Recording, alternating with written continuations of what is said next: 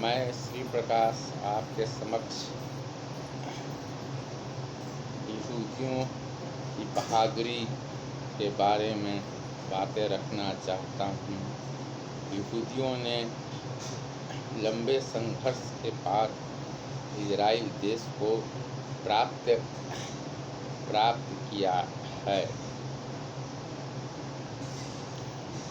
यहूदी लोग लंबे अरसे तक दुनिया के विभिन्न भागों में उन्होंने अपना समय बिताया और लेकिन वे अपने पुराने निवास स्थान पैलेस्टाइन को वे नहीं भूले थे और उनके मन में ये आकांक्षा कायम थी, एक न दिन वे अपने पूर्वजों के स्थान पर जरूर लौटेंगे।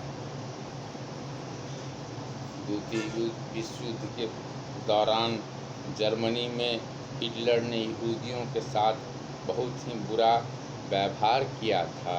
उन्हें गैस चैम्बर में रख करके मार दिया गया था। इन तमाम परिस्थितियों का मुकाबला करते हुए और उत्पीड़न को सहते हुए यहूदी लोग जहाँ भी गए वहाँ उन्होंने उस देश को विकसित करने में महत्वपूर्ण भूमिका निभाई।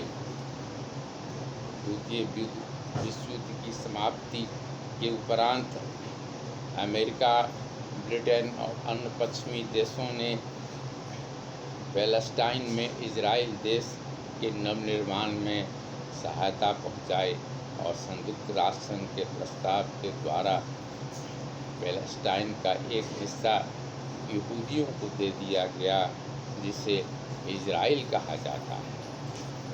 इजराइल के निर्माण के उपरांत वहाँ के नागरिकों ने अपने देश को विकसित करने के लिए अथक प्रयास किया और क्योंकि इजराइल चारों ओर से अरब देशों से घिरा हुआ था और अपने अस्तित्व को बचाने के लिए इजराइल वासियों ने अपने को संगठित किया। जब से इजराइल की स्थापना हुई तब से अरब देश उसे समाप्त करना चाहते थे। मुस्लिम देशों ने मिलकर इजराइल के विरुद्ध संगठन स्थापित किया और इजराइल को बार बार युद्ध के मैदान में घसीटना शुरू किया, लेकिन इजराइल के सत्ताधारी दल ने अपने देश को सुदृढ़ करने के लिए भरसक प्रयास किया। सैनिक क्षेत्र में आज इजराइल काफ़ी शक्तिशाली देश है।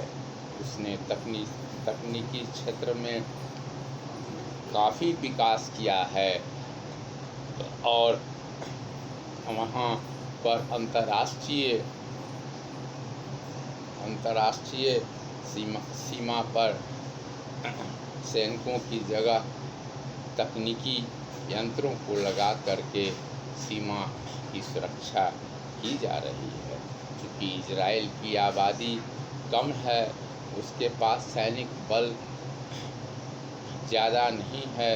दूसरी ओर विभिन्न अरब देशों के पास सैनिकों की संख्या काफ़ी है, इसलिए इजराइल ने सीमा पर नवीन टेक्नोलॉजी के द्वारा सुरक्षा कवच तैयार किया है।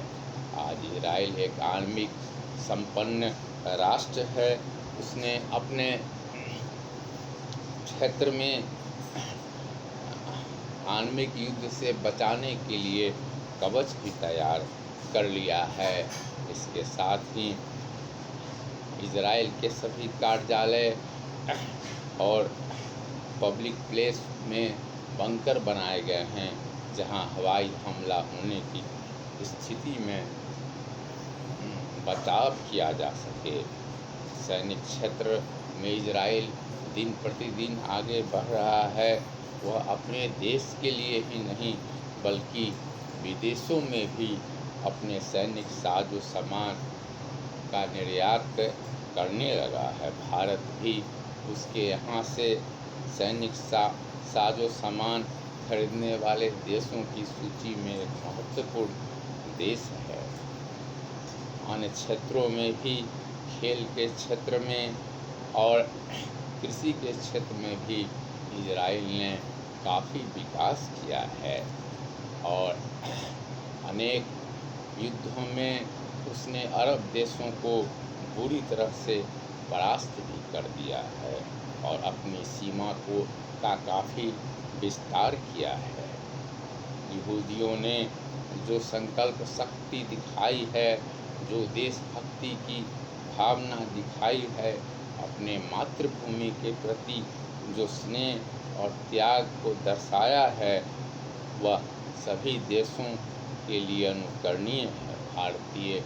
भारतीयों को भी इजराइल से प्रेरणा लेनी चाहिए और अपने देश को सैनिक दृष्टि से, आर्थिक दृष्टि से और सामाजिक दृष्टि से संपन्न करने हेतु इजराइल का अनुकरण करना नितांत आवश्यक है। इजराइल ने जो नमूना पेश किया है वह सभी के लिए अनुकरणीय एवं मार्गदर्शन का कार्य करती रहेगी।